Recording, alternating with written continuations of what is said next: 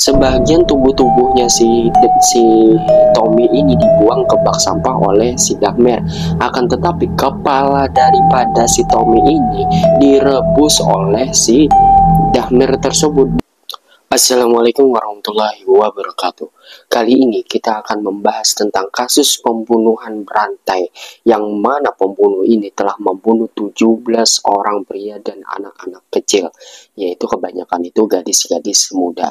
Dan ini pembunuhan ini pernah menggegerkan masyarakat Amerika Serikat pada tahun 90-an, yang mana pelaku ini bernama Jeffrey Lionel Dahmer, yang mana pelaku ini tidak hanya melakukan pembunuhan, dia juga melakukan penculikan serta pemerkosaan terhadap anak-anak kecil dan gadis-gadis muda pada saat itu. Dan dia juga memutilasi serta melakukan aksi kanibalisme terhadap korban-korbannya ini. Bukan hanya itu, dia juga menyimpan bagian tubuh-tubuh korban sebagai koleksi dan kenangan-kenangan dia dalam pembunuhannya tersebut. Jadi si Dahmer ini lahir pada 21 Mei 1960. Nah, dia ini semenjak bayi dan balita dia memang disayang oleh orang tuanya. Akan tetapi pada saat remaja, ibunya ini mengalami gangguan depresi, sehingga ibunya ini sering berdebat dengan suaminya dan tetangga-tetangganya. Nah, ibunya ini sering melakukan rusuh terhadap tetangga-tetangganya. Bahkan selalu terjadi pertengkaran antara keluarganya tersebut. Nah, kedua orang tuanya ini juga sempat bercerai pada saat si Dahmer ini remaja. Dahmer ini tidak pernah merasakan ikatan kuat antara anggota kekeluargaannya, karena si ibu Dahmer ini tidak pernah menyayangi dan mengasihi si Dahmer pada saat dia remaja. Nah, pada saat itulah Dahmer melakukan perubahan signifikannya yang sangat jauh berbeda dari anak-anak yang lainnya. Jadi, sewaktu kecil, si Dahmer ini adalah anak yang energik dan bahagia. Akan tetapi, dia menjadi pendiam setelah dia menjalani operasi hernia ganda sesaat sebelum ulang tahunnya yang keempat.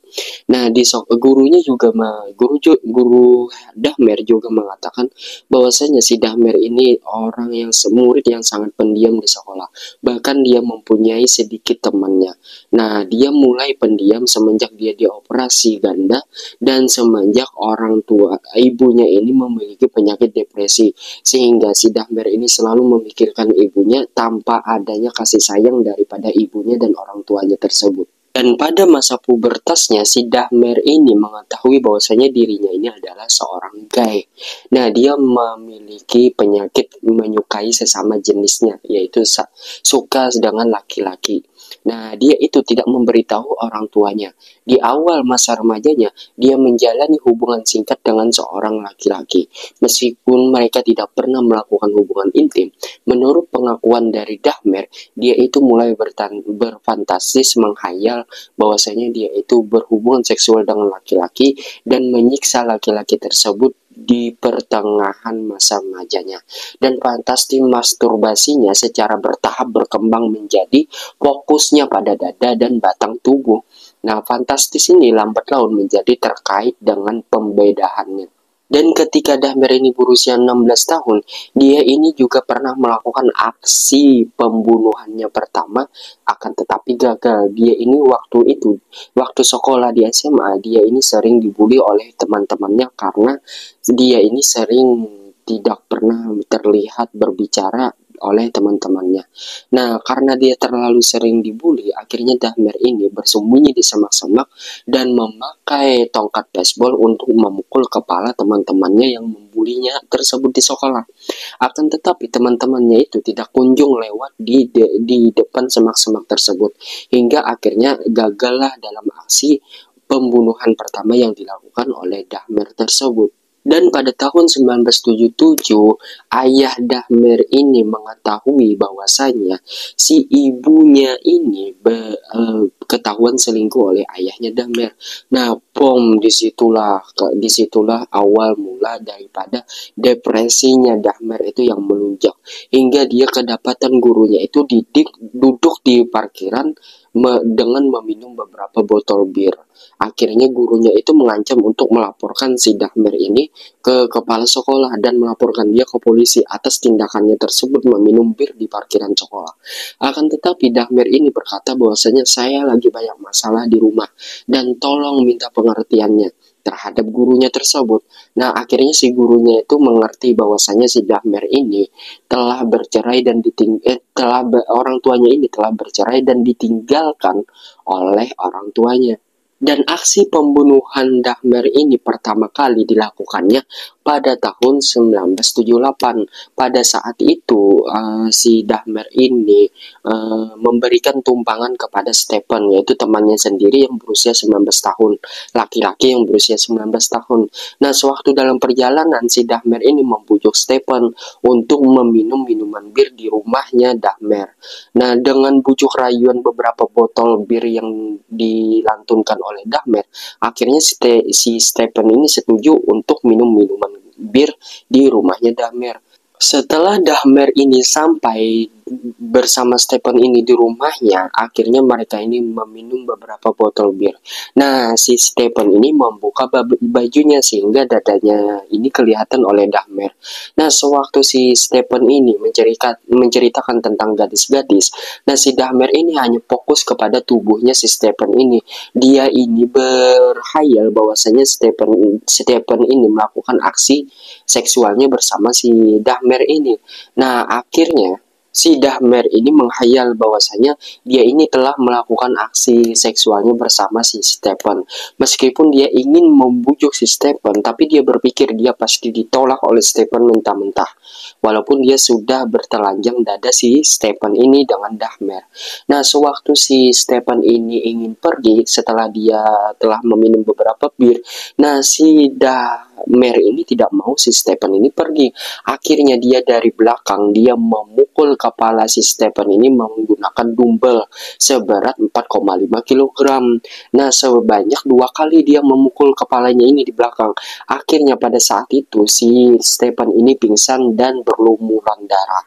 Tidak hanya berhenti di situ, si Dahmer ini juga mencekik si Stephen sampai si Stephen ini mati tidak bernapas. Ya, namanya mati ya tidak bernapas ya kan ya. Nah, setelah si Stephen ini mati, si Dahmer ini menelanjangi semua pakaian si Stephen sampai Stephen ini semuanya telanjang. Hingga akhirnya si Dahmer ini melakukan aksi seksualnya di atas mayatnya Stephen ini pada saat si Stephen ini sudah dalam keadaan telanjang dan mati dan kepalanya ini sudah berlumuran darah. Hingga akhirnya si Dahmer ini membawa mayatnya si Stephen ini ke ruang bawah tanahnya. Setelah dibawa ke ruang bawah tanah, keesokan harinya si Dahmer membedah tubuhnya Stephen di ruang bawah tanahnya tersebut sebelum kemudian dia menguburkan jenazah si Stephen tersebut. Nah, di kuburan dangkal di halaman belakangnya. Beberapa minggu kemudian dia menggali sisa-sisa dan mengupas daging daripada tulang-tulang jasadnya si Stephen tersebut. Dia melarutkan daging dalam asam sebelum membuang larutan tersebut ke toilet. Dia menemukan tulang-tulang itu dan si Dahmer ini mengambil sisa-sisa tulang dan tubuh-tubuh jasad daripada Stephen tersebut. Dia mengambil tulang-tulang dan sisa-sisa tubuhnya dan dia ambil untuk sebagai kenang-kenangan atas pembunuhan pertamanya tersebut. Dan aksi pembunuhan Dahmer yang kedua itu terjadi pada tanggal 20 November tahun 1987. Nah, si Dahmer ini tinggal bersama neneknya di West Allis. Nah, dia ini bertemu dengan seorang pria yang berusia 25 tahun yang bernama Tommy. Nah, singkat cerita dia ini kenalan dengan Tommy. Akhirnya dia mengajak Tommy ini ke salah satu hotel yang disewa oleh Dahmer tersebut untuk 1 malam. Nah, si Dahmer ini dia berniat tidak ingin membunuh si Tommy. Dia hanya ingin membius dan berbaring di tubuh si Tommy serta meraba-raba tubuhnya Tommy tersebut. Akan tetapi setelah bangun ternyata si Dahmer ini telah melakukan pembunuhan terhadap si Tommy. Nah, si Dahmer ini tidak sadar dia telah melakukan aksi pembunuhannya terhadap si Tommy tersebut. Karena si Tommy ini dalam keadaan sudah berdarah dan dadanya itu sudah membiru serta sudah terluka dan sobek. Nah, si Dahmer ini mengaku dia tidak sadar karena pada saat itu dia dan Tommy ini dalam keadaan mabuk. Hingga pada paginya si Dahmer ini terbangun, dia tidak sadar lagi dan terkejut setelah melihat si Dahmer ini telah bercucuran darah di lantai dan telah mati pada saat itu juga. Dan setelah si Dahmer ini terkejut atas pembunuhan yang tidak dia sadari terhadap si Tommy ini, akhirnya dia keluar dari hotel dan membeli sebuah tas besar untuk membungkus si Tommy tersebut. Akhirnya jasad Tommy itu dimasukkan ke dalam tas besar dan dibawa ke kediaman neneknya si Dahmer ini. Nah, selama 1 minggu, tubuh si Tommy ini dicincang-cincang oleh si Dahmer tersebut. Dari tangan, kaki, dada, dan semuanya itu dicincang-cincang menjadi bagian-bagian kecil. Dan sisa tubuhnya itu sebagian selalu dibawanya di dalam kantong. Nah, akan tetapi satu disisakannya, yaitu si kepalanya si Tommy tersebut. Sebagian tubuhnya si Tommy ini dibuang ke bak sampah oleh si Dahmer.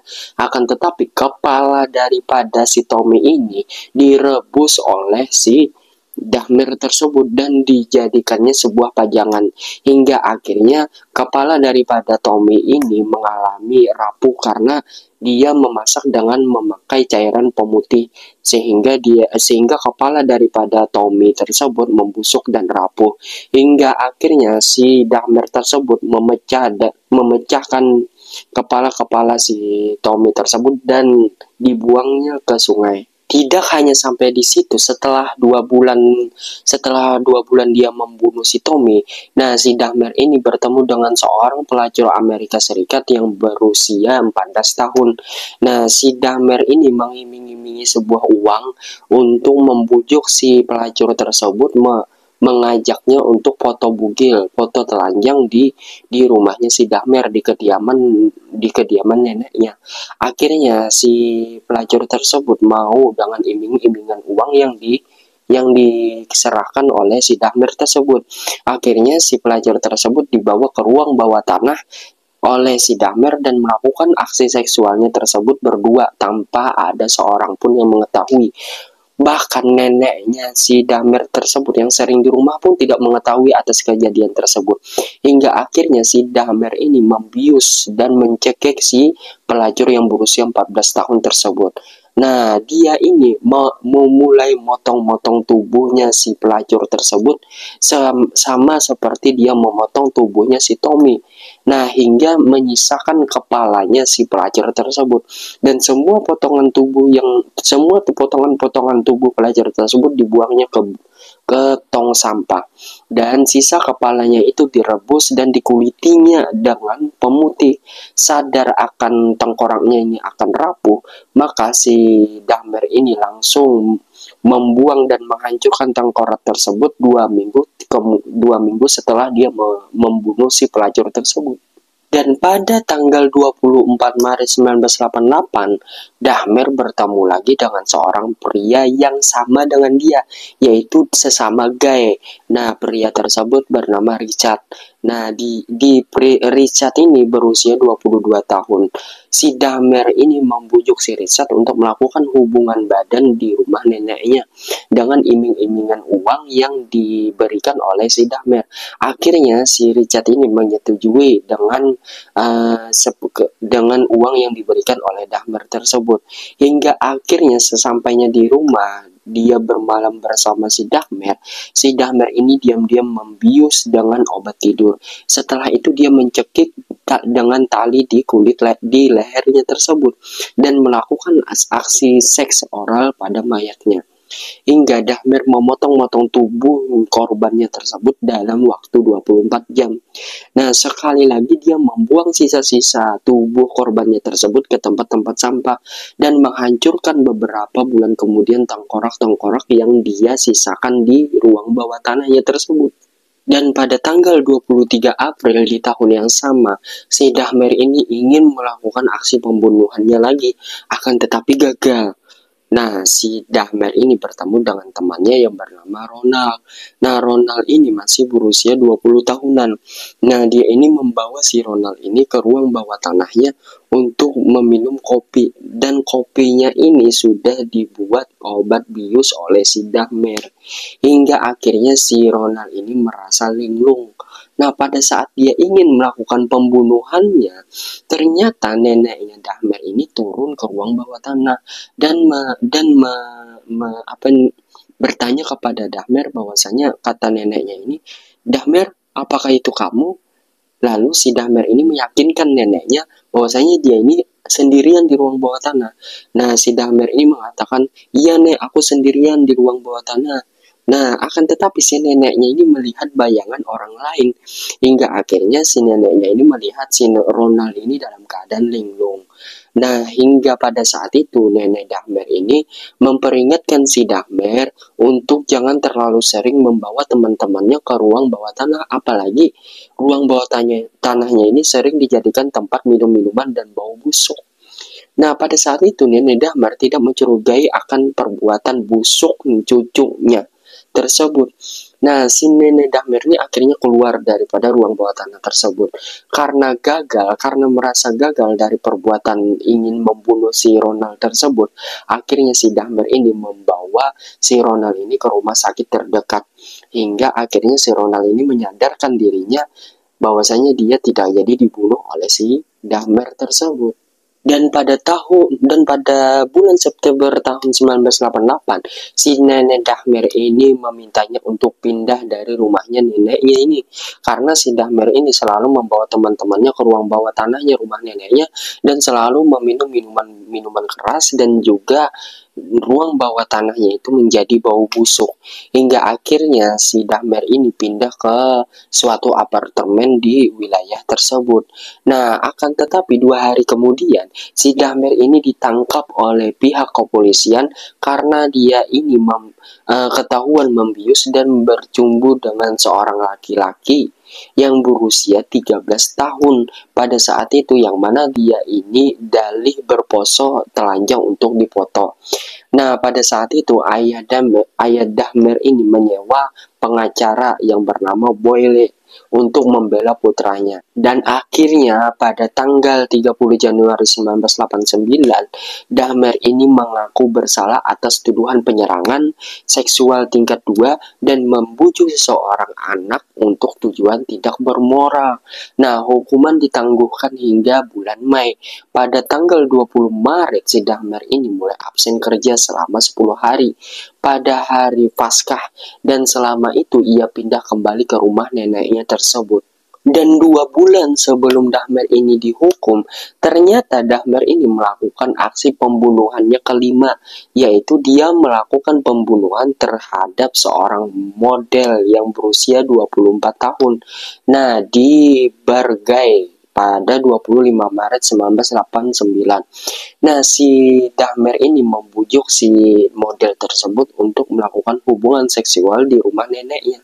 Hingga akhirnya sampai di rumah neneknya, dia melakukan aksi oral sebelum Dahmer ini membius dan mencekik si model tersebut, hingga akhirnya model ini mati lemas karena dicekik oleh si Dahmer tersebut. Dan kejamnya si Dahmer ini, setelah dia membunuh dan mencekik si model tersebut, dia membawa model tersebut ke bak mandi neneknya.